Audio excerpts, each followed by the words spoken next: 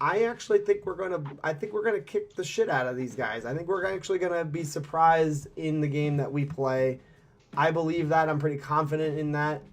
I think that the running game will get going. I think Michael Carter and Tevin Coleman are gonna have good games. I think that the passing game is going to look really good. They just lost their nickel cornerback, their starting nickel cornerback for the season.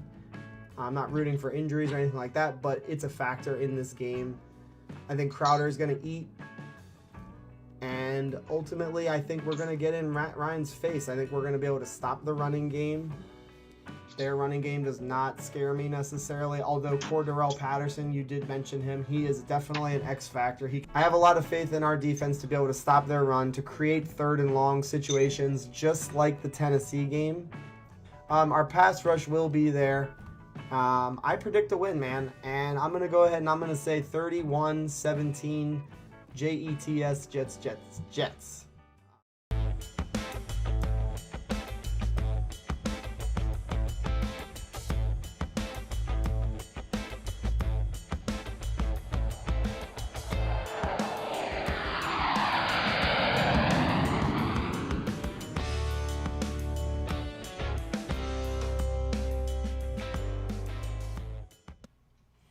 What's going on, Jets fans? Welcome into NYJ today. If you were just listening, you heard all of my miserable takes, so I give myself... Oh, wait a minute. Do I have my sound effects on? I don't. Wait a minute. Hold on. Here we go. Let's try that again. There we go. Gave myself a little The Price is Wrong sound effect. Anyway, Chad, how you doing this Sunday evening, my friend? You know what? I could be doing a lot better. I gotta tell you. So I'll just throw this out there. So I'm out on a date. I don't know, a week or so ago, whatever, and and the girl goes, "You know what? You're a nice guy." And I was like, "Oh, geez, this does not bode well for me." And she goes, "But you know what? I was seeing this guy. I was seeing this guy over the summer, and I haven't heard from him in like 2 months. But if he calls me back, then I'm gonna immediately start talking to him again. I'm gonna stop talking to you." And somehow, John, somehow that experience was less disappointing than the garbage, the absolute garbage that we had to watch this morning. Why did we wake up early? We wake up early and we put ourselves through this. Why? Why do we do it? I don't understand. I don't know, man. I guess it's a long story. Like it's what we've been doing for years. It's almost a habit at this point. We can't help ourselves. It's like an addict. We need help.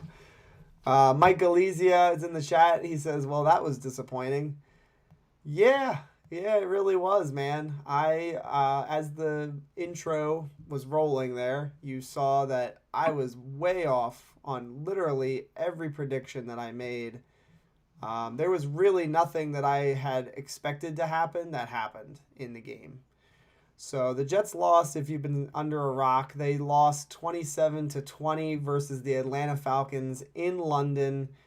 It was not as close, in my opinion, as the score indicated. Chad, why don't we go ahead and get it started? Thoughts on the score not being as close as it kind of looked on the outside? No, because it was the same story that we've been watching for weeks, and really, if you want to get meta about it, it's the same story that we've been watching for years at this point. They call it a slow start, calling not get it off of the ground. Of course, because they're playing in London, they're going to say the same old tropes. Well, the offense didn't get off the plane or whatever.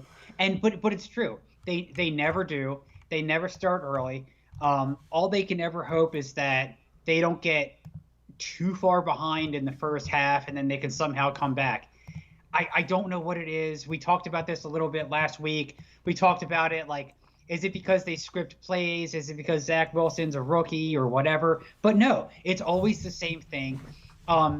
They had, again, we got a gift. We got a gift. What was it, Tuesday or Wednesday? With the news that what's his face wasn't making the trip. Calvin Ridley. That Calvin Ridley wasn't going to make the trip, and we were like, okay, hey, look, we got a break with Julio Jones the week before, and you know what? Momentum's coming our way, man. Like we finally got this dub under our belt. We had the feel good story with JFM getting the contract, and he's crying and the whole bit. And there, I don't know about you, but there was like some positive momentum around this team. And now, and Calvin Ridley's not making the trip, and we're like, hey, look, sucks for them, but it looks like we're going to go over to London and get a pretty well handled dub coming out of London.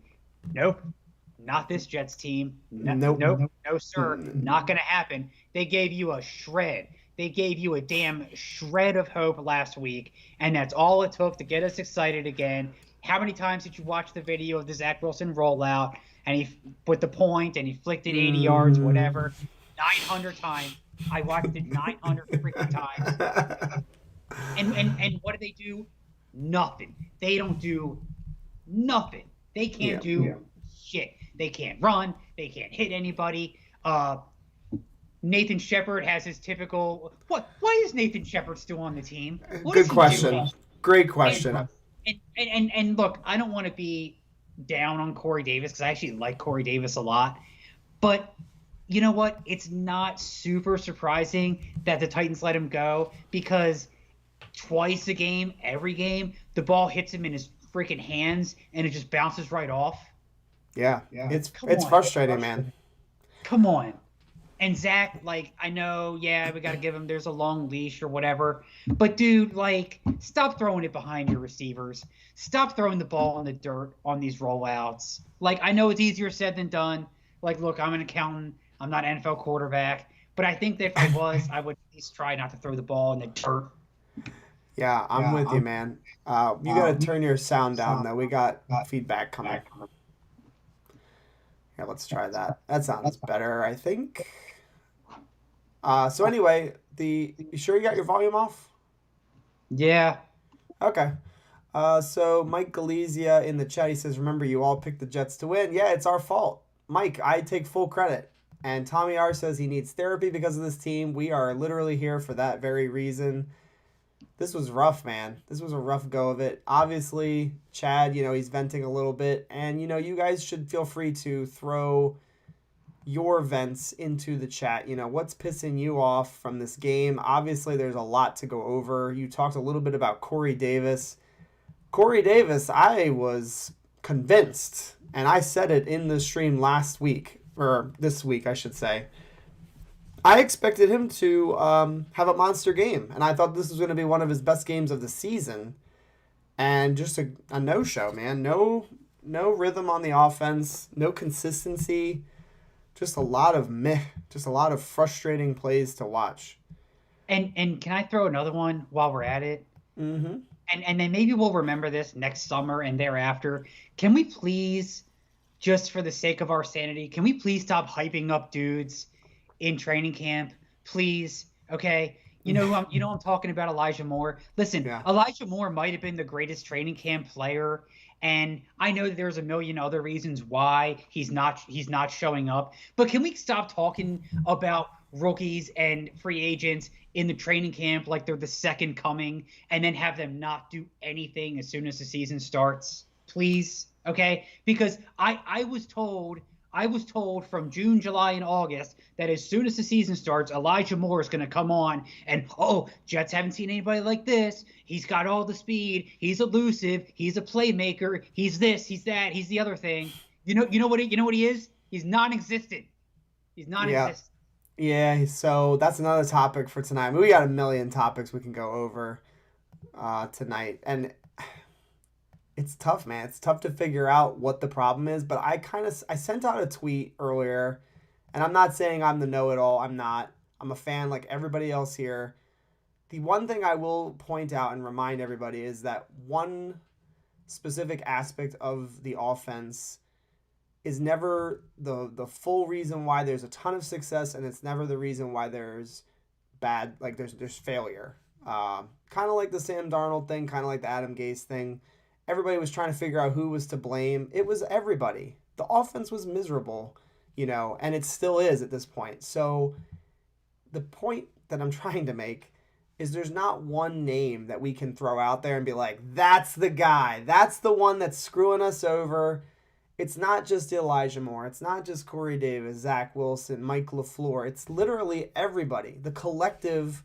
You can't get bad results on offense like that and just say it's one dude or just a couple of dudes. It's literally the unit needs to improve. The coaching needs to improve.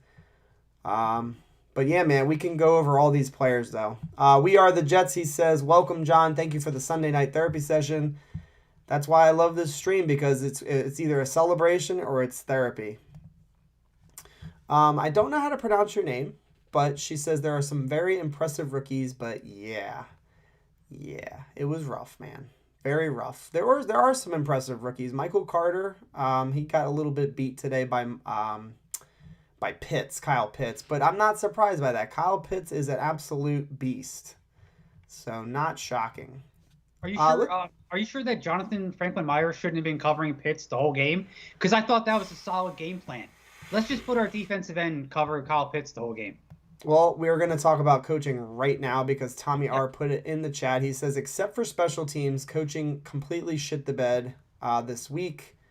And I think it's a fair criticism to throw coaching in the hat because, like you just said, there's no way in God's green earth Jonathan Franklin Myers should be responsible for covering Kyle Pitts. Wouldn't you agree, Chad? Yeah. Obviously I'm being facetious. Ridiculous. Yeah, I'm being characteristically facetious. But when you see stuff like that, so Ridley's out. They got Cordell Patterson, which is like everything. Okay, so you got to address him. But you got Bryce Hall, who's playing like next level. I mean, I'm not saying he's the next Revis or anything, but Bryce Hall is on everybody.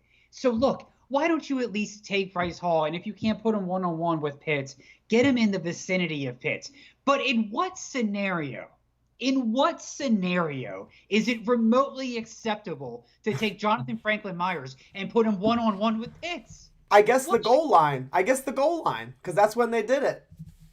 And you're not smart enough, Chad. You don't know. He's obviously their best receiver. Obviously. Yeah. What? It boggles the mind what they're trying to do. It just doesn't. Okay. So let's do this. When we come back from the bye, which is much needed, let's take Quinnen Williams and just match him one-on-one with Jacoby Myers. Let's do that.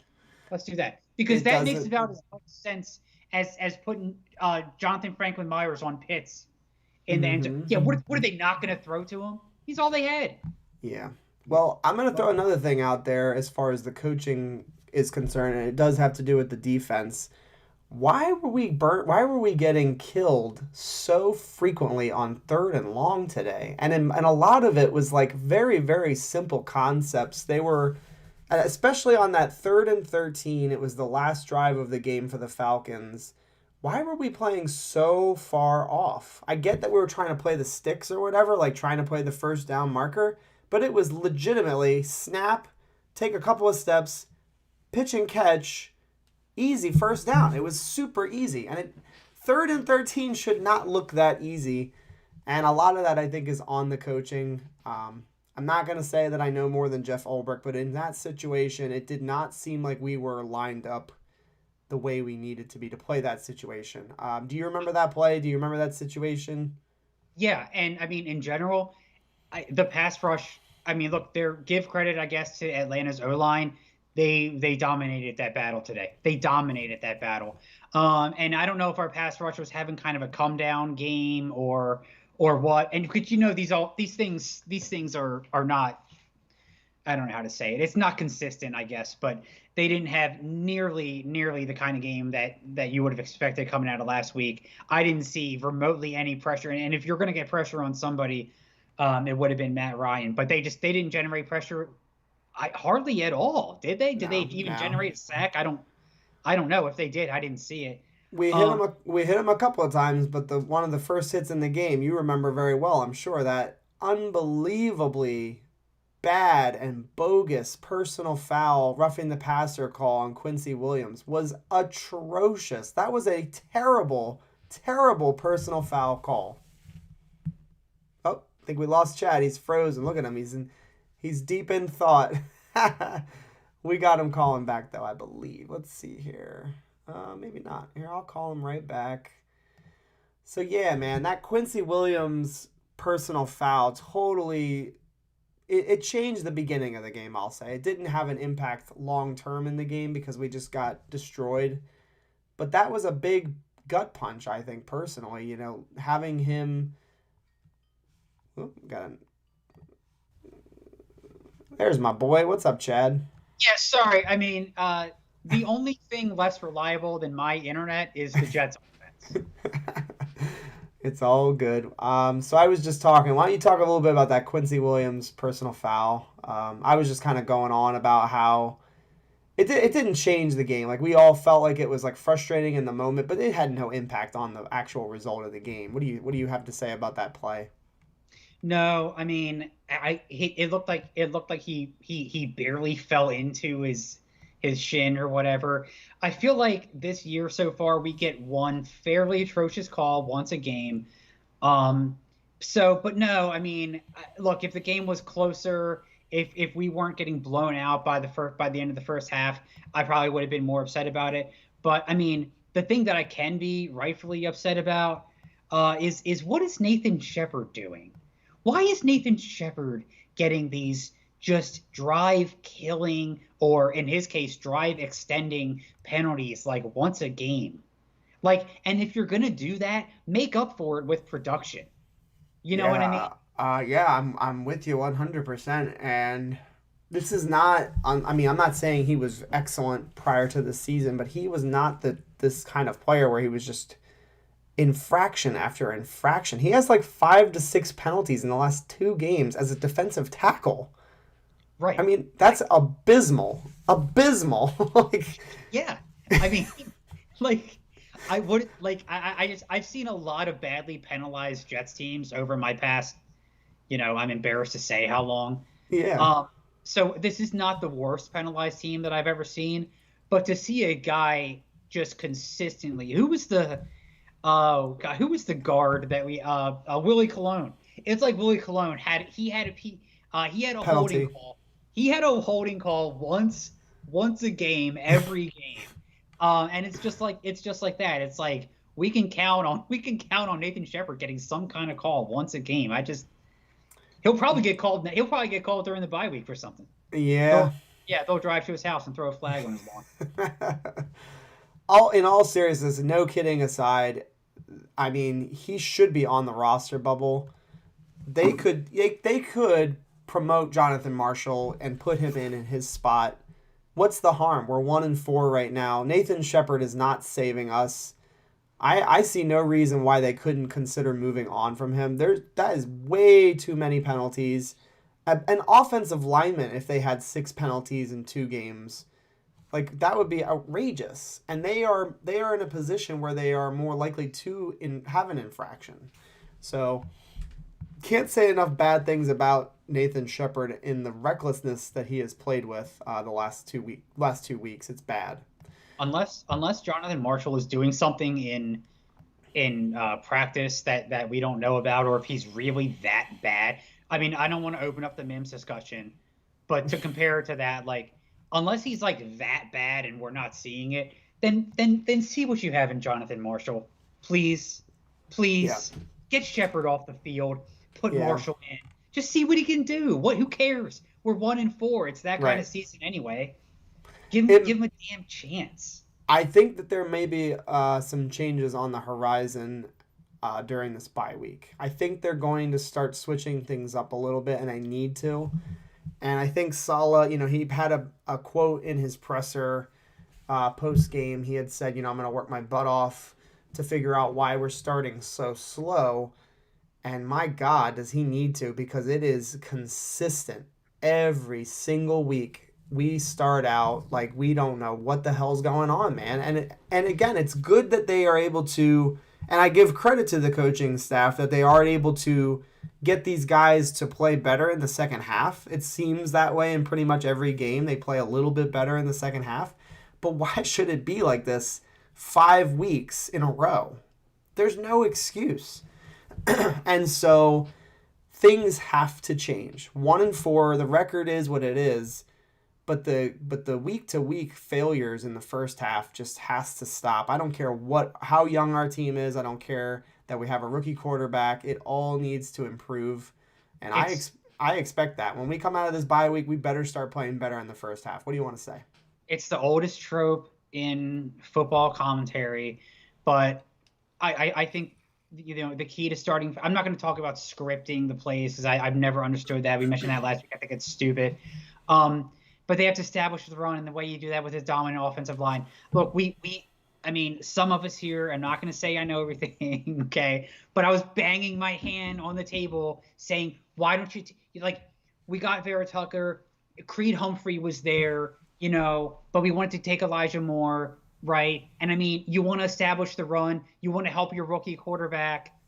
I mean, it's not exactly rocket science, It's not exactly rocket science, but we can't do that because we can't open up enough lanes. And we could have 2004 LT back there, and it wouldn't matter because he wouldn't be going anywhere. I agree with you. The offensive line needs to be a little bit better. I don't think they had a terrible game today, though. I will say the offensive line has gotten better.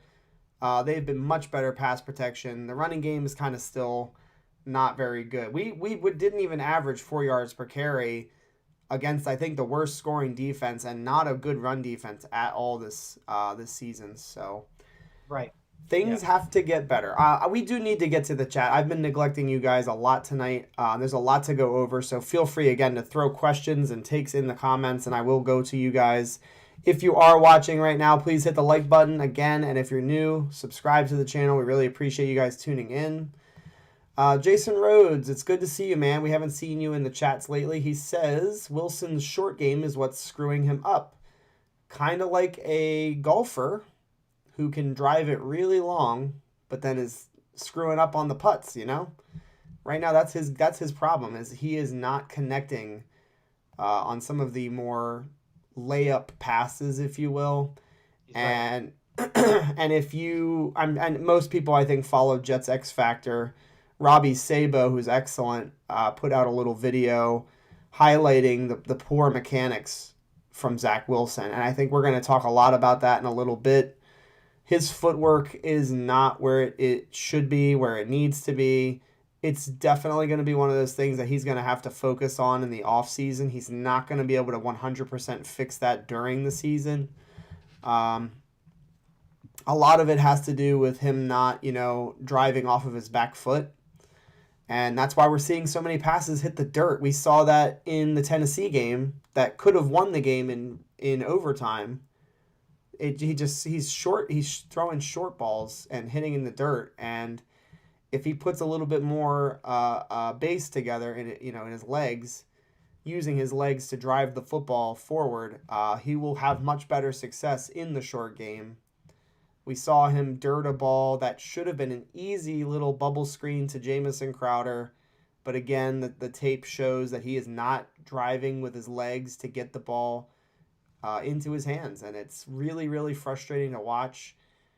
It sucks to see his poor mechanics. And unfortunately, that's something that he's going to need to get better. Why don't you talk a little bit about that short game and also just poor mechanics from Zach Wilson? Yeah, because all these things are connected. The fact that he's not hitting these short, simplified throws, plus not having a run game.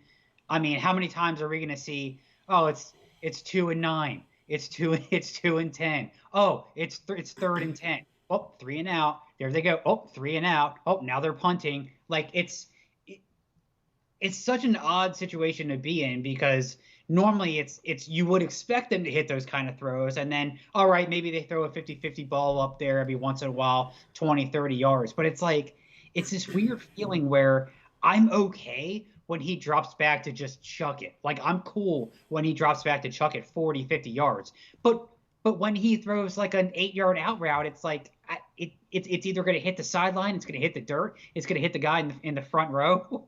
It's just it's a weird situation to be in, and there doesn't seem to be I doubt we're going to see a fix for it this year, and unfortunately, I question if we're going to see a fix for it at all. But I mean, he's still very, very young.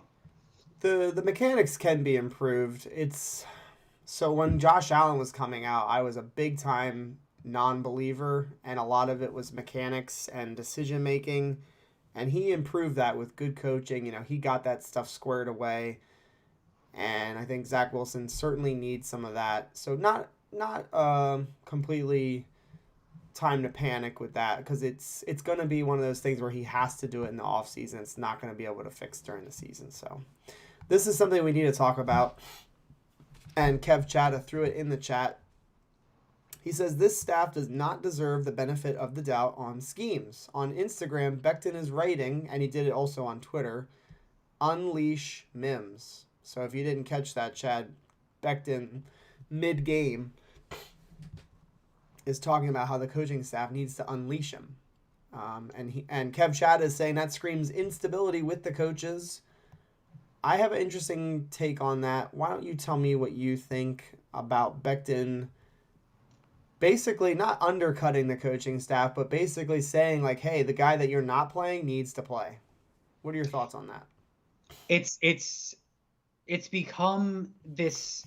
I don't know. It's become this saga that's taken on a life of its own, and I wouldn't call it instability as much as it's divisiveness now, right?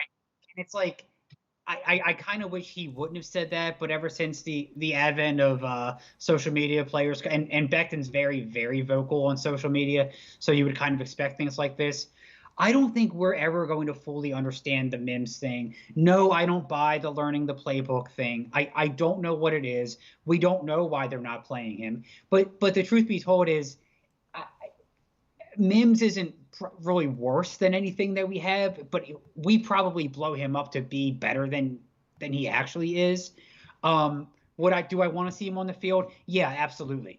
Absolutely. I don't get it. He goes in there today. He has one catch. What was it, like 27 yards, 37 yards, something like that. Mm-hmm. And then they immediately take him out. Immediately. Yeah. Like, no, we're not gonna do. There was a moment where I don't know. Corey Davis walked awkwardly off the field. He limped off the field, and we're like, okay, well, maybe he's going to put Mims. Like, now they don't have a choice. Like, now they have to put Mims in. But they didn't. They just didn't. I mean, he got that one throw, one target. I don't know if he got any other targets after that, but that was it. I don't really like what Mekhi Becton said on Insta, because I don't really like sowing the seeds of divisiveness. I would rather have them kept it in house. But I mean, that's the age that we're living in. That's what he's going to do. But I think it speaks to a distrust that some of the players may now be developing with the coaching staff, because if you and I don't buy the whole learning the playbook thing, the chat doesn't buy the learning the playbook thing, Mekhi Becton doesn't buy the learning the playbook thing, then you know who else doesn't buy it? The rest of the team. So explain it. Well, I mean, just come out and say, look, we don't like the guy that much. He's not that good. That's the thing that I think frustrates people, is the explanation is just so weird. It doesn't seem to make much sense. So here's my take on Becton. I think that a lot of people are going to read very heavily into it, and maybe there is something to it. Usually when there's smoke, there's fire. But I will say these guys are young, and they are probably good friends. I would imagine Mims and Becton, they were drafted in the same class. I think Becton's, he's sitting on his couch right now, man, and he really wants to play. He even tweeted about that a couple of days ago, how much he wants to be back on the field. I think he's just feeling the fire in his belly at home, and he doesn't know what else to do with himself kind of situation. Of course, it could be, like I said, it could be the negative. It could be that he's not trusting his coaches, and, he's sending out a tweet to undercut them. I don't see it that way, though. I think he just is supporting his dude. And I also think that Becton is aware of what the fans are saying on Twitter about Mims, how they want to see him on the field. So I think that's what that's about.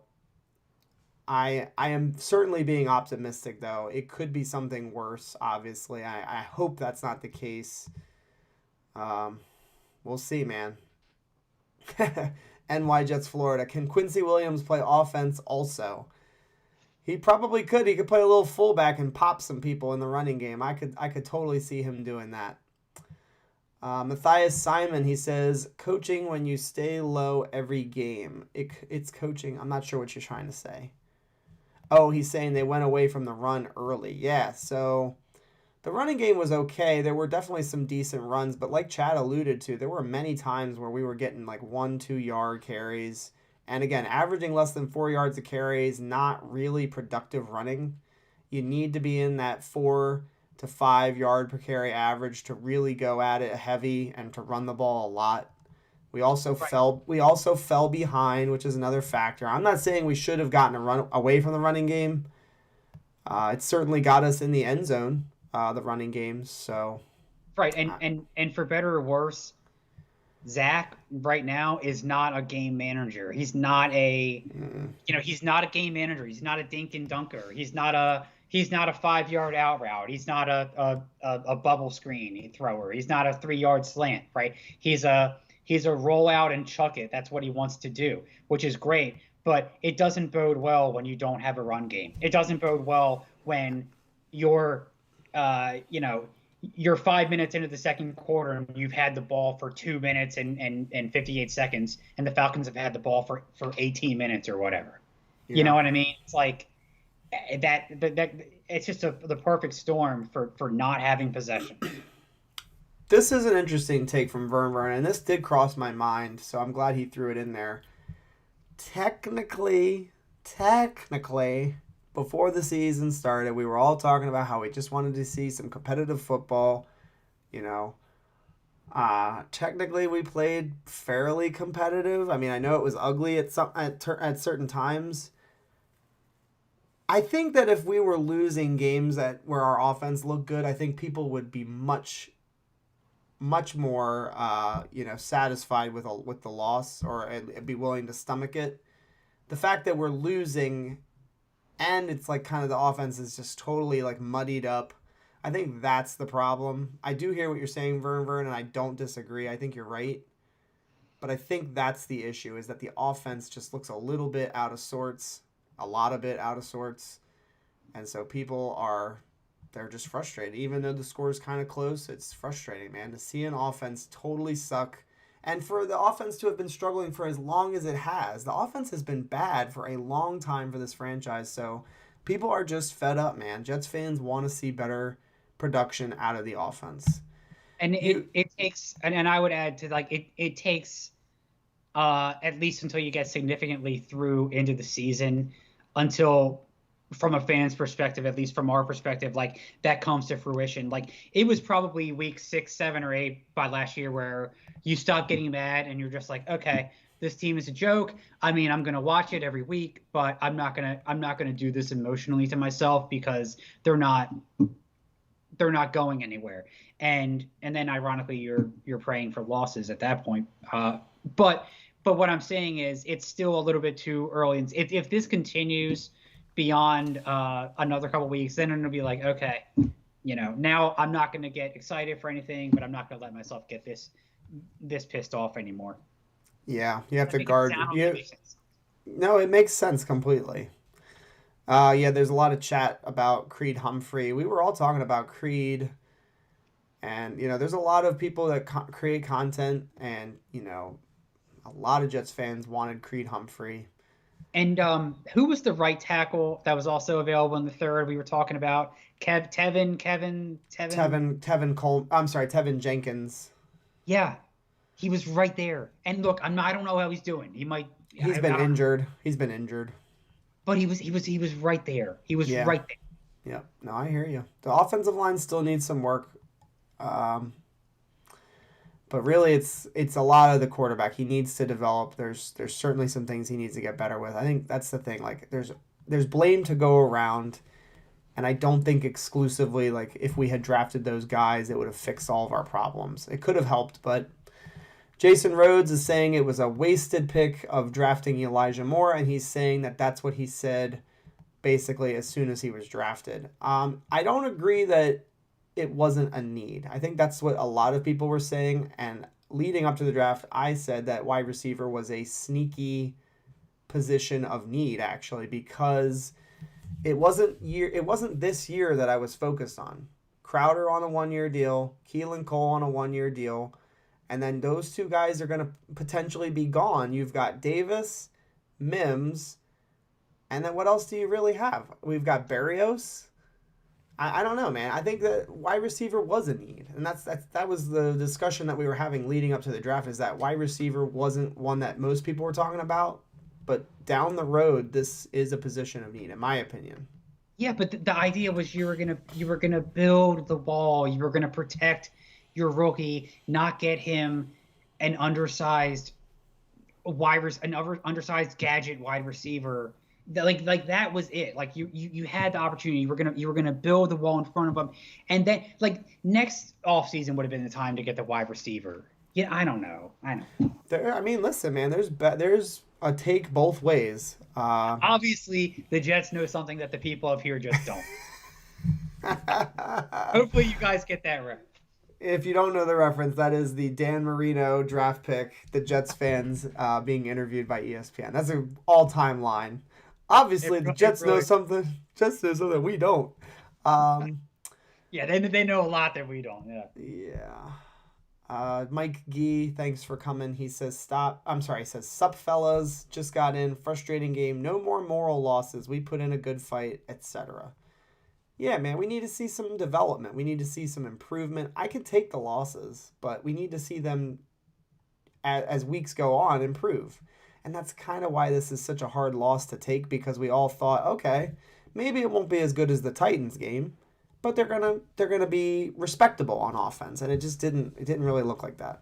Let me ask you this: Is it the whole starting? By the way, if I have to hear the phrase "slow start" anymore, I'm gonna lose my mind. But is that what it is? Like okay, let's say the final score stayed the same, okay, but they put up, I don't know, 14 or 17 in the first half. Would that have somehow made this easier to swallow? Because that's what it is for me. It's that they never get off the ground. They never get off the ground. It's like I just don't. It's every week. It's the same thing. Like they're the worst first quarter team in the NFL. Right now, they are. They absolutely are. I don't know if we scored today in the first quarter. I don't believe we did. No. We have 3 points still. I keep saying this every freaking stream, and I still can't believe it. I am saying it still. We have 3 points in 5 first quarters. 3 points. But they're scripting the plays. Doesn't that matter? Thank God they're scripting the plays. It's not working, and this is where Robert Saleh is going to prove his worth, because he's taking it upon himself to fix this and to figure out why this is still happening. He's going to have to go to the film, and he's going to have to look at what they're calling, to see if it's really execution or if it's play calling. And I think we'll see it, man. I'm hopeful that this will change and this will improve post the bye week. The Jets have had starts like this, and then they start to kind of click after a 1-4, 2-5 start. I know that's not what we want, but that's what I'm hoping for. See some improvement, see some growth, and again, hopefully Saleh proves himself, man. That's the thing. Like, Saleh's not blameless in this. He's a part of the coaching staff. He needs to get Zach Wilson and this offense going. I don't care that he's a defensive coordinator background. He needs to get this offense going in the right direction. Matthias Simon says the OC isn't doing him any favors. We should talk a little bit about Mike LaFleur, because we haven't really hit on him quite yet, and there is a lot of discussion on social media about Mike LaFleur, and people are already throwing out that he might be a one and done. I've seen that take. What are your thoughts on, and again, chat, I'm trying to keep up with you guys. You guys are doing a phenomenal job of just blowing this chat up. I can't keep up with you. Feel free to throw your takes, though, in there about Mike LaFleur, and I will try to put those up. Chad, thoughts on Mike LaFleur's play calling, his scheme, the way he's coached Zach Wilson, just any overall thoughts on his performance through 5 games? Yeah, this is not the same thing that we thought we were getting out of San Francisco. I mean, but again, we thought we were going to be getting these zone runs, and we were going to have this monster left side of the line, and they were just going to run these zone plays, and then they were going to do these rollouts. But and in his defense, he needs a quarterback that can throw it 8 yards without hitting the guy's shoes, without hitting the shoes of the wide receiver, And I mean, he needs a run game. He needs an offensive line that can open up holes so they can get more than a yard or two at a time, which would kind of help things. It's hard. I mean, he's not doing. I don't think that he's necessarily like getting too cute or trying to outsmart himself. Because when it comes time to talk about it, the easy thing to say would he could go back to the run, but they can't do that. They can't do that. And I mean, what's he supposed to do? I mean, he can't. Go ahead. Zach Wilson's throwing it at least once a game. He throws it behind the wide receiver. They can't catch it. Twice or three times a game, the ball hits Corey Davis right in the hands and it bounces off. I mean, what's he supposed to do with that? The one really bad call he had last week was the rollout in the fourth quarter. Nobody liked that. But then again, if it worked, everybody would have loved it. I don't know, man. These offensive coordinators, they get younger every year. They look like they're 12 years old. I don't know. I don't know what to say about it. I mean, so okay, somebody go ahead. You're good. Somebody posted this still shot on like Twitter last week of what's the formation called, like bunches or whatever. They had the 3 wide receivers. Trips. And they were all within like 5-yard radius. That was pretty damning evidence of like bad play calling. Like you can't do that to your rookie quarterback. But it's the whole off. It's everyone. Yep, that's exactly. I mean, what are you seeing specifically? I mean, other than examples like that, what are you seeing specifically that's like, hey, man, this LaFleur thing might not be working out? Yeah, I'm not as. I don't think he's been great. I'll say that. I don't think he's been great. He definitely needs to improve as a play caller, as a game scripter. To start these games, LaFleur certainly needs to improve. But by no means am I as hard on him as a lot of people are. He definitely needs to get more out of Zach Wilson, and he needs to get this offense going. He needs to get the ball in the playmakers' hands. Elijah Moore, I don't care what you say about Elijah Moore. They have not put the ball in his hands enough.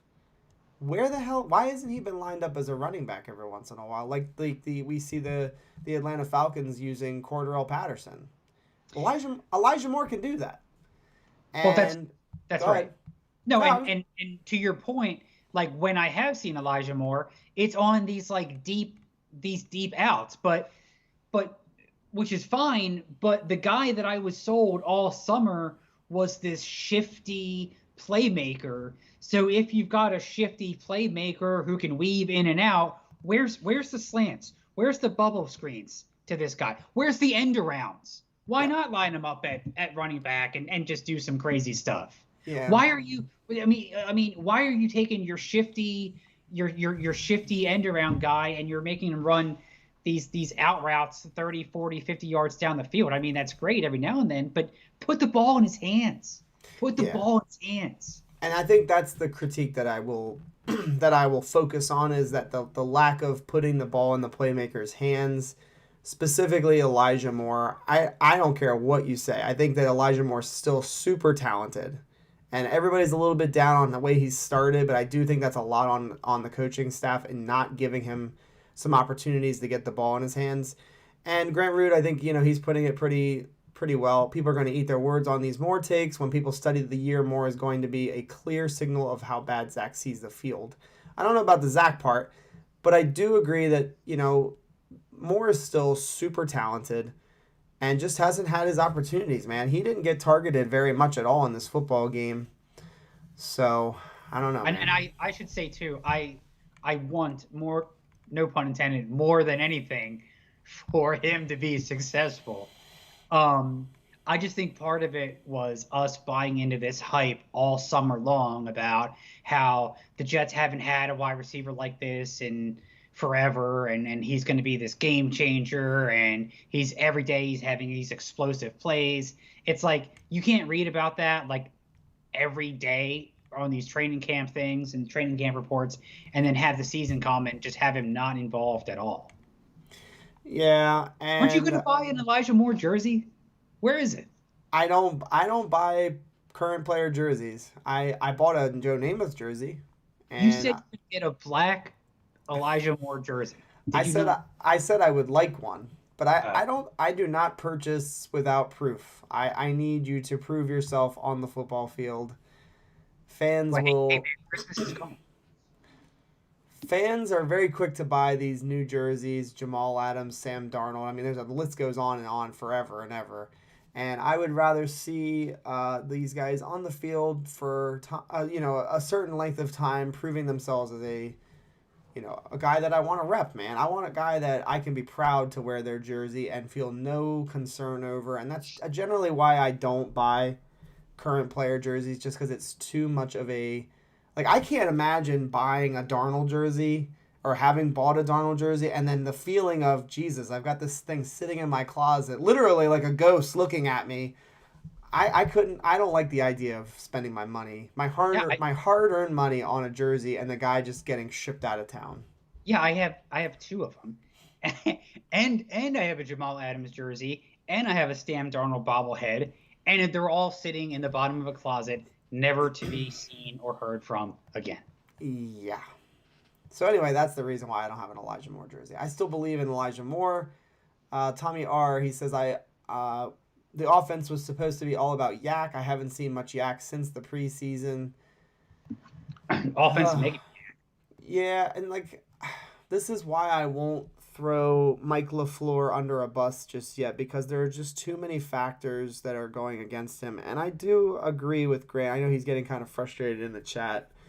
But the simple fact is that our quarterback right now is not playing well enough to help an offense function at a high enough level and to be consistent down to down.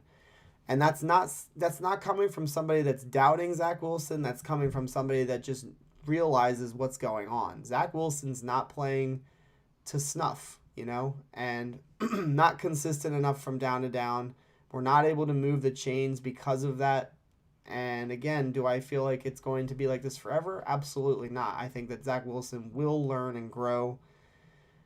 It's like Saleh keeps saying, man, there's going to be some great days and then there's going to be some not so great days. And right now it's been more bad than good.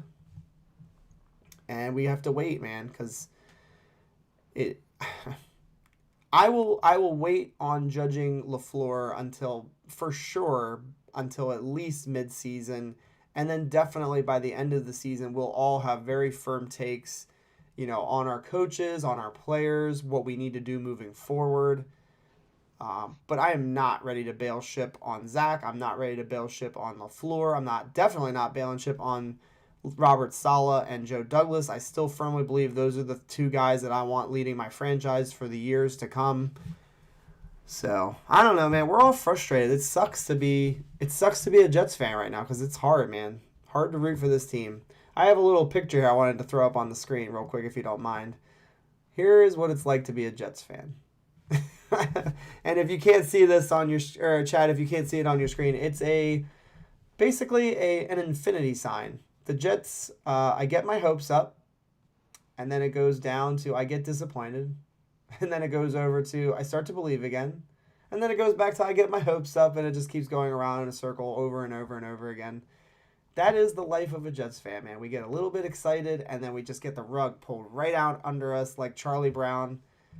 So, Michelle throws in the chat, I'm not upset with Zach. He's still learning, but he's got to stop getting cute with these throws. It's not necessarily cute. He doesn't have his fundamentals right. It's like a teacher trying to teach a class and not having a lesson, prepared. Like you can't do that. Like that's not something that you're going to be able to do successfully. This guy needs to have his footwork, his mechanics all in line so that when he gets out there on the field, he's just reacting. And right now, I think he's doing a lot of thinking. And that also could be the other issue. We haven't talked about that. Maybe Zach Wilson's, his wheels are spinning so fast in his head that his body's just not right where it needs to be. You know what I mean?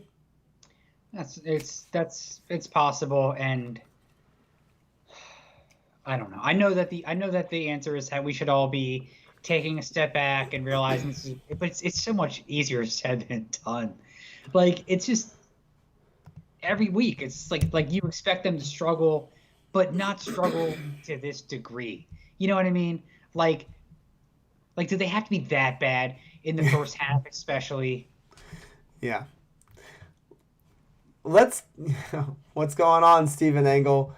So let's talk a little bit about the defense some more. I want to talk about the run defense specifically, and I did not expect them to have so much success running the football, especially up the gut. There were a couple of plays with, Cordarrelle Patterson and Mike Davis where it was like easy. It was like there was a big running lane. And just talk a little bit about your concern with the run defense, because somebody mentioned it earlier. I believe it was the Florida guy, Florida NY Jets.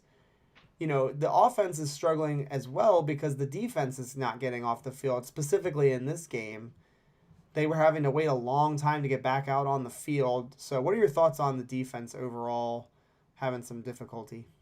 But conversely, the defense is struggling because the offense can't stay on the field. When they have their first 3 or 4 drives and they're going 3 and out, and time of possession at some point in the game was literally like 17 or 18 minutes to 3, right? Mm-hmm. That means your defense is constantly on the field. They had to face Derrick Henry last week, 7 days ago. Then they had to take a 9-10 hour flight, change time zones, the whole thing. And I mean, I'm not trying to discount anything, but you can only ask them to do so much. And look, that offensive line just dominated them today.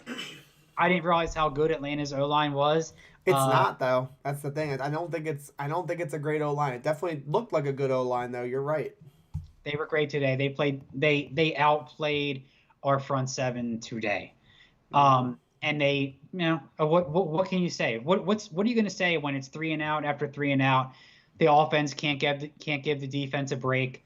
I don't know. It's reciprocal, if you will. I mean, it's a problem. The defense couldn't get off the field on 3rd down, but at the same time, it would have been nice if the offense could have given them a chance to breathe a little bit, but they couldn't do that. So here we are. Yeah. And another thing I'll throw in there, specifically about the defense, I'm not a huge Matt Ryan guy. I know some people are very bullish on him. Like, they think he's, potentially a Hall of Fame guy, and he might very well be because, if you look at the stats, him compared to some other people, he just had his 5,000th pass completion in this game. So we were playing against a potential Hall of Fame quarterback, and very likely a Hall of Fame quarterback in Matt Ryan. And let's be honest, he carved us up today. Like, our Jets secondary, very young, and they have been, for the most part, surprising us. Today was easily, their worst day in the office. The defense in total, but, Matt Ryan, I'm looking at his numbers right now, 33 of 45, 342 yards. I mean, that's a lot. They're carving us up there. 2 touchdowns, no interceptions. They didn't sack him once. QB rating of 109, 110. So another point is, Rick Fisher mentioned overconfidence, and we briefly touched on that earlier. I think that might have been it. I mean, they had a hell of a game last week.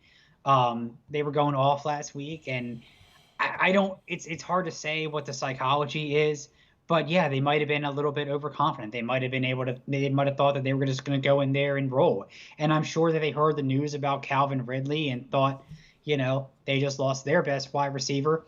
And and maybe they listened to the news too much and thought that the momentum was going their way and they were going to be able to go in there and have their way with him, and it just did not absolutely happen like that. I agree. Um, so this is actually one of the best Stephen Engel comments to date, I think, actually. So he says Matt Ryan knew the defense that we were running because of Ulbrich. Ulbrich was the defensive coordinator for Atlanta for a short while. He was also the linebackers coach. And Matt Ryan took advantage. And I think there's definitely, the statistics show that. And also, if you just, watching the game, you could kind of tell that Matt Ryan seemed to know where to go with the football. And Tommy R, he's responding to you, Chad. He's saying, taking a team too lightly also falls on the coaches. I think it's hard to know if they took the Falcons too lightly. But I do think there's some, there is some, potential that the young guys just, they weren't prepared. They weren't ready, and they didn't have their minds right. Like you said, maybe they were coming off too confident in that Titans game. They kind of matched up and said, oh, the Titans didn't have their two top receivers going into that game, so we're going to have, a lot of success going against this Falcons team without their two top receivers, and it clearly was not the case. Right, and I mean, another point is that we got to remember this is still I think the youngest team in the NFL, right? It is, yes. So, and then they make this long trip. And this NFL in London is this huge spectacle. I mean, it was practically like the Super Bowl. I mean, they got all this, momentum and all the eyes on them and kind of stuff. And they also might have been distracted, do they have the seasoned vets that are there, the professionals that are there to say like, hey guys, this is a business trip. Okay. Don't worry about going to see Big Ben or whatever. Like this is a business trip. We got to stay focused here. Did they get caught up in the moment? Did they get caught up in the hype of playing in London and that? I got to admit that stadium over there is gorgeous. That is fun. Yeah. There are so many, and again, I know this is like we've talked about this stuff. We talked about it during the off season when there were some dry spells. The Jets Stadium, in comparison to so many stadiums around the world, let alone the NFL, it's embarrassing. It is embarrassing to think about what our stadium is architecturally, and I'm not an architect, but I can look at a stadium and I can see uniqueness and creativity, and it is embarrassing. But anyway, yeah, I don't even know the name of the stadium. It's too long to remember. Tottenham or something? Tottenheim Hotspur Stadium. It's gorgeous. And hey, I'm gonna be over there in a couple months at the Etihad, and you know what? That's gonna look a lot better than our oversized can opener, that we call MetLife. Yeah. Well, it's bad, man. So we'll talk a little bit about this. We have a giant AC unit in the swamp. Isn't that what we always wanted? That is what I always call it, the AC unit, because that is what it legitimately looks like, the lines of a AC unit. Really bad. It's a giant HVAC unit in the swamp. It's bad. So this, yeah, really great. This is an interesting comment, and I watched Pitt's tape leading up to the draft. I even made a video about Kyle Pitts, leading up to the draft. And I noted that he did play a lot of wide receiver in college. I remember there were some plays where it was Florida versus South Carolina, and J.C. Horn, who was also a first-round pick. They were lined up one-on-one, and, Pitts was winning on the outside as a wide receiver. So I knew he was going to be used as a wide receiver in NFL based on what I saw in the tape. But they used him a shit ton today as a wide receiver, and maybe that was because of the fact that Ridley and Gage were not there, but they had him playing all over the field, slot, outside. I think they had him lined up as a tight end every once in a while, but I also think that they used Hayden Hurst a little bit more than they normally do because of the wide receivers. It just shows you the reason why this kid was drafted. Was it 4th overall? Yeah. I mean, the highest that any tight end has ever been drafted, and really he shouldn't even be called a tight end. This guy is a tight end wide receiver. He can play both positions at a very, very high level. Pitts is a monster, and everybody was real critical about his start, how slow he had gotten off. This is going to be the launching point for him, and maybe this is the game that opens their eyes and says, hey, we've still got Hayden Hurst under contract. We can let Pitts take some time to learn the tight end position. Let this kid play some wide receiver and let him learn the job as a tight end, because the tight end's much more difficult. There's much more to learn as a tight end in the NFL than a wide receiver. So he's a monster. Long story short, he's a beast. Yeah, I'm glad that playing the Jets can serve as a launching point for opposing players' careers. That's a great thing to happen. So seriously, if you're running a team and you got a prospect that's struggling, just get the Jets on the schedule and their career will take off there, because it's you might as well play a middle school team. They'll get all the confidence in the world. Yeah, man. I'm sorry, I'm in a mood. I'm glad, like you said pre-stream, I'm glad that this takes, there's always hours buffer between when the games were played to now. God forbid the day when they play a 4:00 game and then we have to stream like 45 minutes or 30 minutes right after that, because it's tough, man. There's definitely there needs to be like a cool down, because it's not easy, as you know. All right. We got Rick Fisher in the chat. Stephen Engel says Chad showing his bitch side. Yeah, he's upset. Not bitch like you're a bitch. He's saying like you're just upset. I think that's what he's saying. Rick Fisher says, good point, John, but it beats playing in Giant Stadium. I mean, it's better than playing in a stadium called Giant Stadium, but we still play in the same stadium as the Giants, so it still sucks. I really don't like MetLife Stadium. It's not good. It's just my take, though. NY Jets Florida, he also throws in, the Patriots should have lost today. The Texans have been playing good, solid, competitive football. That is a game that I am actually thinking we lose. Like, do we beat the Houston Texans in Houston, Chad? I'm going to throw that question at you. No. I don't know, man. I don't think we do. And I know that, and I do apologize to everybody, in the Wednesday stream, I was talking about how this is not we're not going to be picking in the top 5 this year. Unless something changes, I'm gonna take 1 week to change my prognostication. It does not look good for us to be picking outside of the top 10, like I had kind of said. So I do. Well, apologize. I mean, you had this whole thing about the teams at the end of the season were going to be resting guys, but honestly, like even if the Bills are resting their starters or whatever, like they're still, it's not going to matter. They're still going to beat us. I mean, it's. Yes. I'm everybody's got their own opinion, and I don't know. So he was saying maybe we have a chance against the Patriots. That's what his original message was.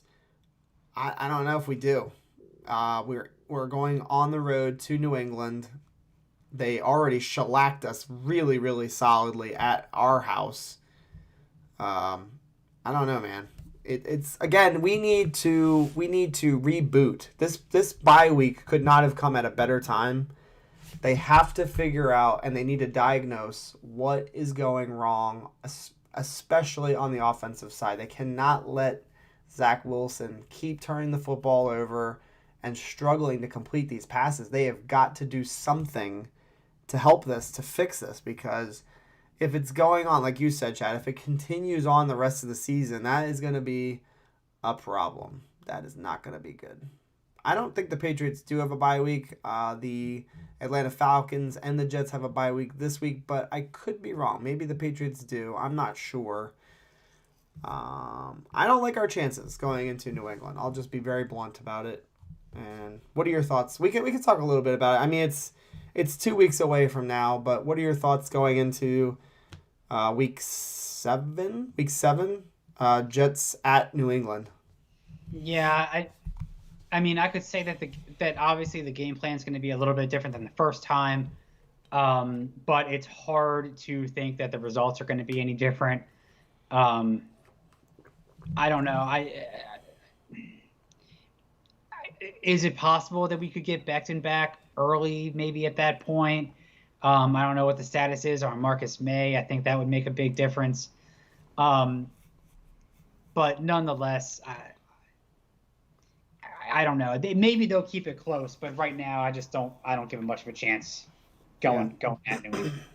Yeah, They have more time to prepare, but what are they going to do? Script 20 plays instead of 15? You know what I mean? Like what? I'm with you, man. You're preaching tonight. All right. Well, I don't think we have much more to discuss. So my wife and my daughter and I are going to be going away for a couple of days this week, so there will not be a Wednesday night stream. The plan, in my opinion, will be to potentially just not stream this Wednesday and then stream the following Wednesday because we are on a bye week right now. So that's where my mind is at. That's where I'm focused on. And hopefully I'll have some time since we aren't streaming to make a couple of videos. I haven't made some videos in a while. So hope you all take a break from this Jets team that's been obviously very, very hard to watch this next 2 weeks or so. And I hope you guys enjoy, the week coming up. I've had a long couple of weeks at work. Work has been brutal for me, but it's starting to slow down a little bit. Tommy R says, I'm really down on the coaching. They had all summer to work out the kinks in 5 weeks of the regular season. How much longer can they possibly need? I think that's a fair question to ask. And I think that, again, I'm going to hold judgment on, what do they do? What's their response to the bye week? How do they change things? Like, are they going to bench some players? Are they going to put some players in that haven't seen a lot of playing time? That's what I'm going to be looking for. A 1-4 start, I believe, should ignite change. Before we end the stream, what are your thoughts on that? Who do you want to see playing that maybe hasn't been playing? And what kinds of changes do you want to see moving forward as we go? Sub in Jonathan Marshall, sub out Nathan Shepard, and put in Mims, and force yourself to get Elijah Moore touches, because at this point, from the bye week or from the Patriots week onward, I want to see guys who are going to be integral moving forward getting opportunities to get experience. That means manufacturing touches for Elijah Moore. That means seeing what, if anything, we have left in Mims, because I don't know if they're going to try to get rid of him after that. I want to see the young guys now, even at the risk of losing touches for Corey Davis and anybody else, because the future is with guys like Moore and guys like Mims. And then, defensively, keep playing Quincy Williams. I want to see him have a more active role. Keep letting him rush the passer. And then, putting Jonathan Marshall. But other than that, I mean, you already have a bunch of other rookies on the defense. So that's what I would like to see. Something that I haven't even thought about is, like, you had mentioned Marcus May potentially coming back, Mekhi Becton potentially coming back. Jared Davis, I believe, will be back after the bye week. I hadn't thought about that, but he will be in the mix, I believe. It was supposed to be like a 6-week injury or so. It was. It's so weird how injuries work, man, because you have like a Jared Davis injury, and that was was that preseason or was that in game 1? That was preseason, right? Yeah, he got hurt it was against the Packers, I believe. Yeah, and they were like, oh, okay, he's going to be out for exactly 7 weeks, and he'll be back after the bye. And it was like, and then you have like a Marcus May type of thing where it's like, hey, he might be back, he might not. It's just injuries. It's so weird. Yeah, it's hard to predict, and they sometimes are right on the money, and sometimes they're not. Kind of like a weather person, I would think. Yeah. Bring back Josh Adams. Bring back Josh Adams. I'm on the bring back. Is he even on the practice squad anymore? He's not, and I don't think he's been picked up. I don't expect them to make a move for re-signing him because they clearly like what they have in Michael Carter. And I actually, one player that we haven't talked enough about, and this is somebody that Jason Rhodes wanted me to talk about, was Michael Carter. I've really enjoyed watching him run, and I think with better blocking, this kid is going to be really, really good. Actually, I think that's one of the guys that I'd like to see down the stretch get, closer to that 18 touch kind of game. He's right around like that 13 to 15 touch per game. That's about how many touches he gets. I'd like to see him get closer to that 18 to 20 range because not only do I think he can handle it, I think he's the best running back on the team. Like, he's shown that. Why don't you talk a little bit about Michael Carter?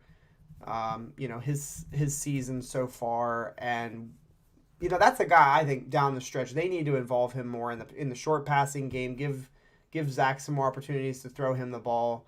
I know that they just barely missed on that one screen pass with Moses. He hit Moses right in the back. Yeah. Talk a little bit about Michael Carter. No, I like Michael Carter. I like the way he falls forward. I like the way that he falls forward when he runs. He's not. I mean, he's not a traditional bruiser, and yet he has that north and south kind of style. But if he breaks it outside, I think he's got the shiftiness to make it work. No, I've got no qualms with Michael Carter. I would just like to see more of a bigger back style to complement him, a la a Josh Adams type. Can we find somebody else that kind of fits that role? Maybe. But what I would like to see is second half of the season or heading in that direction, take the carries that you were to give to Tevin Coleman, give them to Michael Carter. Again, I want these guys now to get this more experience. I want them to start acclimating touches, acclimating experience going into the second half of the season, so they're in a much better position going into the off season. So I like Michael Carter a lot. I'm not going to run out and buy a Michael Carter jersey, but I like him a lot. Yeah, Jason Rhodes has been very, very anti Michael Carter, and I feel like, although the big plays haven't been there necessarily, again, I don't really pin that on him. I think very well Jason Rhodes' offensive line play is going to dictate a lot of what a running back can do. I think we'll see more from Michael Carter once he can get to that second level, once he gets past that initial, the line play. He can make linebackers miss, he can make safeties miss, and it's been close. He's almost popped a couple, but I've been very, very satisfied with watching him run the football. And again, I think, I know your take is that he hasn't played all that great, and then you didn't like him pre-draft. If the offensive line gets better, I think that he's going to do very good. And again, the proof is in the pudding, man. He's been the best running back on the team, I think, most consistent week to week. He's not had really bad games. And I do agree with you, Chad. There is a physicality, I will say, a missing element on our offense. We do not have a guy that we can hand the ball off on third and short that we feel confident can push the pile, move the pile forward. I would love to see Josh Adams getting those carries because I think he'd be way better than what we currently have on the roster. Better than Tevin Coleman, better than Michael Carter even. I think they want Ty Johnson to be that guy. I do think you're right, and they definitely gave him the rock at the goal line. I don't think that's what he is, though. He's not that kind of runner. He's not. I mean, he's physical, but I don't see him as like a power back necessarily. Do you know what I mean? Right, and to the point earlier, like you're just not going to see those big pop kind of running plays with the current iteration of the offensive line. It's not going to happen. I know we were talking earlier in the show about Creed Humphrey and Tevin Jenkins and stuff like that, but it really is, it's that kind of a line that you have to have develop at least, a top 15 line to start making those plays kind of happen. They don't happen on their own. I mean, maybe next year. I mean, obviously, we're not going to be going into 2022 with I doubt we're going to be going in with Greg Van Roten and Connor McGovern and probably not even George Fant. So we could have an entirely different makeup, and I think that's when you could start to see some more holes open up. But those things just don't fix themselves throughout the course of a season. Yep. Uh, the other thing that's missing with our running game is a tight end. Ryan Griffin, Croft didn't play today. He's hurt. We had Kenny Yeboah activated. The tight end room is not good, and that does impact the running game.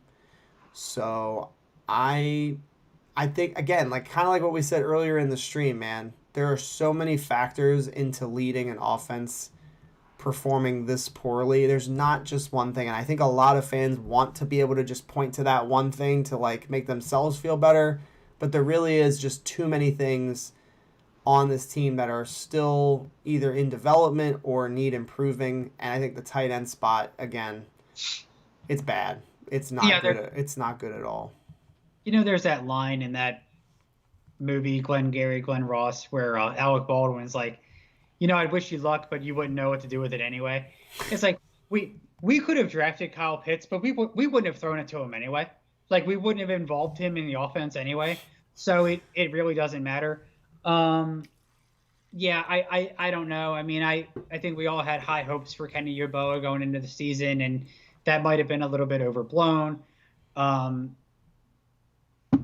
like to have a tight end involved in this offense, but It will not be this season. It will Nope. not, and it sucks really bad. And again, I think if we only see if we just see a minimal improvement in the offense as the season goes along, we have 4 very very premium draft picks coming up, and I would not complain at all if we spent 3 of them on the offense, tight end, a guard, a center. Just go freaking crazy, man, and just keep stacking the chips on the offensive side until we start to hit on offense and get these points going on the scoreboard. Just keep investing, man. And again, we know there's going to be some, there's been some misses in some of the moves that we've made, but just keep going at it, man. And I really want them to make a move for a tight end. Tommy R says trade target before the deadline or a Jet to be traded before the deadline. We can talk about that before we go as well. This is one of the things, like we just talked about tight end. I'm a little bit disappointed in the fact that they were willing to go into the season with the tight ends that we had. I feel like they should have been a little bit more aggressive in trading for somebody. I know it's retrospect at this point, but how beneficial would that have been to Zach Wilson to have somebody over the middle of the field to throw to? And again, there was a Zach Ertz that could have potentially been bought, and maybe it was too expensive. Maybe that's why Joe Douglas didn't make the move. But we really should have been a little bit more aggressive addressing that position, in my opinion. I don't think Joe Douglas is going to trade for anybody, Tommy Ard, to answer your question. I don't believe he's going to make any move for anybody. If anything, he's going to trade away Jets. Kind of like what we saw with Avery Williamson and the Steve McClendon. Moves like that where he's shipping off veterans on a losing team to basically just add picks to the draft. That's kind of what I would potentially see with this team. And people that we could trade for, I'm not willing to guess because I don't see it happening. Chad, what do you think for the trade deadline since it's kind of close to the bye week? Mims and May are probably being shopped, and we just don't hear about it. And as far as the tight end discussion, it's just like all offseason. When are they going to bring in a veteran quarterback? When are they going to do it? They had the opportunities to do it. There was a rumor that they made a slight chance, or they made a play for one, but it didn't come through. And at the end of the day, the front office just didn't value it to the way that, in the degree that the fans valued it. They didn't see the same value in it that we do, and that's their prerogative. I guess they're either confident and happy with the tight ends that we have now, or they don't like what's on the market, or they're not willing to give anything up to get anybody. That's the way that they're. Harry, sorry, I didn't mean to interrupt you. Harry W with a very funny comment. Trade for Kyle Pitts. Wouldn't that be nice? Joseph Grana, he says, May will get traded for picks. I don't know about that one. Would you be okay if that happens? Oh, sure, I would be. But I don't think that's going to happen. Not only has he been hurt, and that's not a huge factor, he's got a pretty ugly off the field DUI going on right now, man. That's not a good off the field situation. And, Stephen Engel throws in the chat, May and a sixth for a third round pick. I'd do that for sure. He's definitely not in the long term plans for the New York Jets. But I don't know if teams are that eager to trade a third round pick for a guy that is playing on the franchise tag, so they'd have to re-sign him and just had a DUI. Could very well be suspended for that DUI as well. For a guy who is generally quiet off the field, or I'm sorry, on the field and in interviews and stuff, we've had a lot of odd controversy surrounding Marcus May lately. We had that tweet from his agent last week about the trade deadline, and then this week we find out about this DUI that they tried to cover it up, and then it somehow got out. That plus, what is he? He's like 27, 28 years old. I actually think he's 28 or 29. Okay, yeah, I think 28 actually is what the age is. I mean, I think Douglas will move him if he could. I certainly don't think he's immovable as far as being traded. I just don't think they're going to find a willing partner. That's my issue, is who's going to want to trade for him. And Right. Safety's not a premium position. We've all learned that the hard way with Adams, even though the Seattle Seahawks certainly were willing to pay up. Again, the off-field stuff makes it really, really complicated. If he hadn't had the DUI, I think it's almost a guarantee that man would be shipped off by the trade deadline. With the DUI, though, I don't think it's happening, man. I don't see a trade. I don't see a trade partner. And I don't see that teams are going to be jumping for a safety who needs a new contract and is approaching 30 years old. And again, let's be honest. Marcus May is slightly bit overrated. He's not a huge playmaker. He's not a ball hawk safety. He is an all-around solid safety that can play both positions, strong safety and free safety. I don't see him as coveted as, we would like him to be coveted, in my opinion. What are your thoughts on him maybe being a little bit overrated? I mean, fans always overrate their own players. I mean, we always do. But I mean, the fact of the matter is, I of all the issues with the team, the safety position, I mean, doesn't seem like it's as glaring of an issue. I mean, have we missed him that much over the past 2 weeks or so? I mean, I like him. I haven't heard of him being a leader necessarily. Does the team miss his leadership? I don't know. If Ashton Davis could have stepped up or came back and been what we wanted him to be, then we probably wouldn't even be having this Marcus May discussion. You know what I mean? Yeah. Mm-hmm. Yeah, Frankie from Flatbush, thanks for joining us. He says PFF overrates May's performance as well for whatever reason. I do think he's a good football player, and when I say overrated, I don't mean he's bad. I just mean that, he's got the franchise tag right now, and, he believes he's worth, a very generous contract. I don't remember what the numbers were that were being floated out there, but it was definitely over 13 mil. I think it was something like that in that range. I don't value him like that at all. And PFF, he's right. They do generally rate him pretty high. I think in the high 70s or the low 80s. He's looked upon as a not elite player, but the level below that. He doesn't make enough plays. He doesn't get enough turnovers. We don't see enough turnovers from Marcus May for me to really want to pay him a lot of money. So that's just my take. If you guys disagree, it's all good. Stephen Engel says we have to somehow get another third round pick so that we have 2 picks in rounds 1 through 5. If Joe Douglas could do that, absolutely. That would be wonderful. Having multiple picks per round, that would be great. It gives so much flexibility. And again, we're going to have flexibility whether we get another third round pick or not. That's not going to be an issue at all, in my opinion. Joseph Grana, Dallas wanted Adams. Maybe they will trade for May. Dallas looks tough, man. They look like a really solid football team. They could potentially trade for May, I guess. But again, my problem, the mental hurdle that I'm trying to get over here is why would anybody want to trade for him?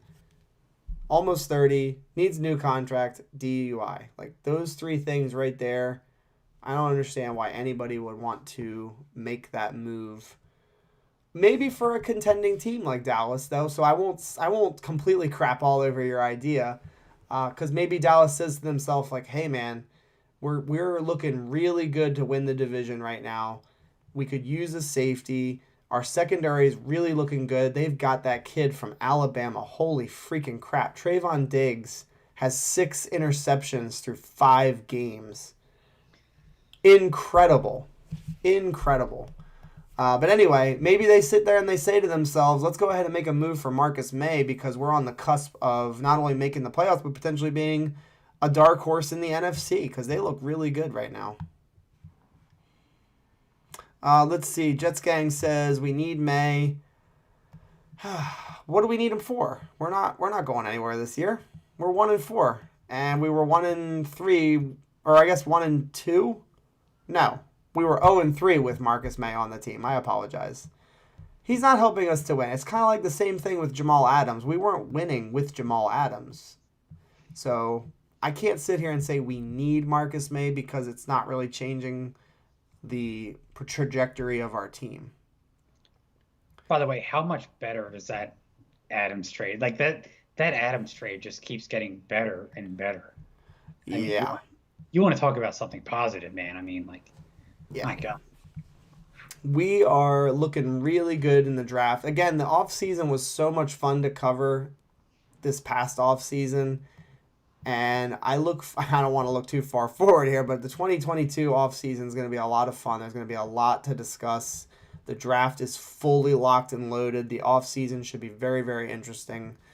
Robbie Oak in the chat, thanks for joining us. He says Parsons and Diggs, Dallas is all set. Their defense is much, much improved. And they just got rid of their linebacker, Jalen Smith, which I'm sure was a really tough pill to swallow for the team. Because I believe they had just re-signed him, too, to like some big contract. But he wasn't playing well. And they have Parsons. They felt good about him. Let's see. If we get a deal from May, if we get a good deal from May, he goes. If not, then he stays and helps the defense, in my opinion. Yeah, I wouldn't cut him or anything like that. But you're right. If we get a good deal, definitely send him on. Send him on his way. He doesn't want to be a Jet. It's pretty obvious. He wants to get paid. I say send him on, man. If we can get anything for him, I would say do it. Jeremy Cravat says there is literally a 1% chance May would be back next year anyway. I'm with you guys. And again, if circumstance was a little bit different, I would say absolutely he's going to get traded.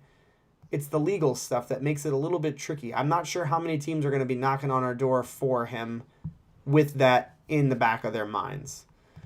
Tommy R says the Seattle schedule is rough. Their future is bleak. They got Geno. Yeah. They got Geno though, baby. I'm looking at their next because he's out for the next 4 games or 5 games. The reports, it's kind of like what you were talking about earlier with the injuries. I think it's it's either a 4 to 6 week injury or a 6 to 8 week injury. It's not short term. So for Seattle in the next few weeks, call it that.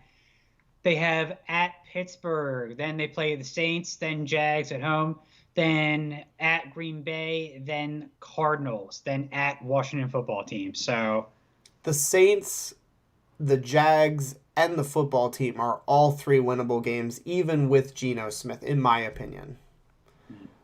I think a lot of people are ready to say they're going to be terrible, and they may well be, because we've seen Geno Smith play some bad football. God knows, we've all seen that. But they're pretty damn good with the weapons and things like that. So, listen, it's good. It's not bad for the Jets. They will lose more games with Wilson out than they would have if he were in there. And so keep losing, Seattle. We are rooting for that pick to be as high as possible. I think anything, in that 10 to 18 range would be a huge, huge win. If we're getting a mid to early mid first round pick with that, that's massive. And we already have our first round pick, of course. Stephen Engel, how is Jabril Cox doing for Dallas? I don't think he's playing too much. If he is, I don't know. The LSU linebacker who played at North Dakota State as well. I liked him a lot for his coverage ability. So, by the way, real quick, just to wrap on the May thing, I think a lot of times it depends on the variety, because there is some of the variety of legal trouble that they're in. Because remember, Robbie had legal trouble too. So, I mean, a DUI is bad, but it's not a career ender. No, not by any means. No. And I'm only talking, and you're right to point that out, and I'm glad you are. I'm only speaking in terms of trade value and people wanting to buy that trade. Like, you have to have a partner to want to dance with you, and that's my only problem. It's not that May is useless. He's a good football player, and he does have value. I just am not sure with the off the field stuff, with potential suspension coming his way. I'm not sure how many people are going to want to trade for him. That's my only take. Robbie Oak points out that Jabril Cox is playing very well, and that he even knocked out Daniel Jones, which, hey. Stephen Engel, Geno is going to get us a better draft pick. We'll see. We shall see. He's throwing to Tyler Lockett and DK Metcalf. Maybe he'll do okay. And that's probably all he needs to do for them to have a shot in most of their games, is to just play okay. Tommy R says, how much longer before we start talking draft 2022? Oh, wait. We already are. It's depressing, man. And I will try to, as the moderator of this chat and of this stream, I will do my best to not do that. But, if we get to 1-6, 1-7, 1-8, blah, blah, blah, it's going to be hard to not have those conversations. I'll just be perfectly honest with you. DSMY73, good to see you in the chat. He says, sorry about Russell, but kind of glad to see Geno get his shot. He had some really bad breaks, including his jaw.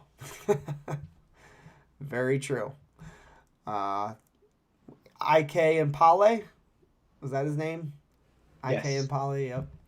What positions would you choose early in the draft? We can talk about that.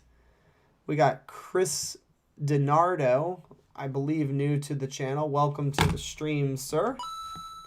He says, it's a career disturbance to hide the DUI and plan to hide it from teams and the NFL. May won't get us much.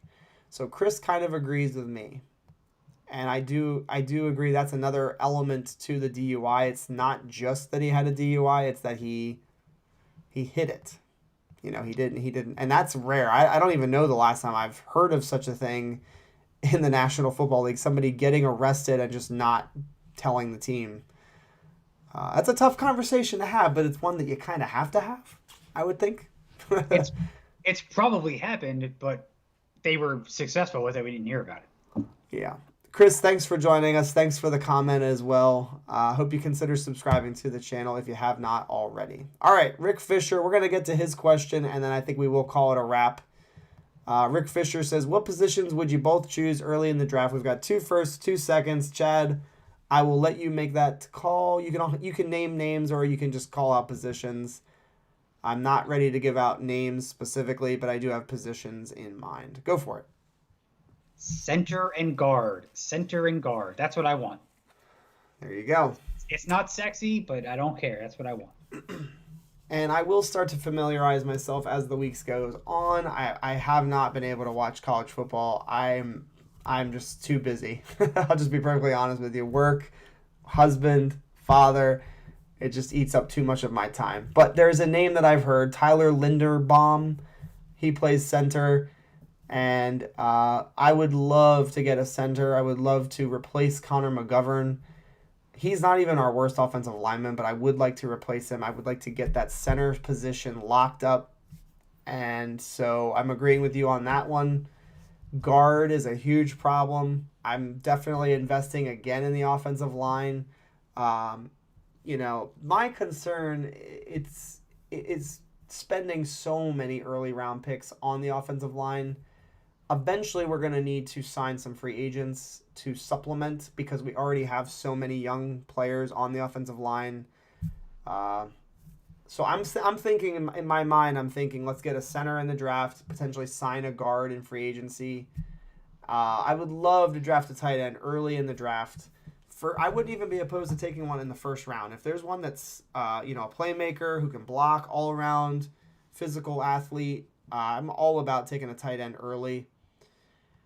And I will also throw in an edge.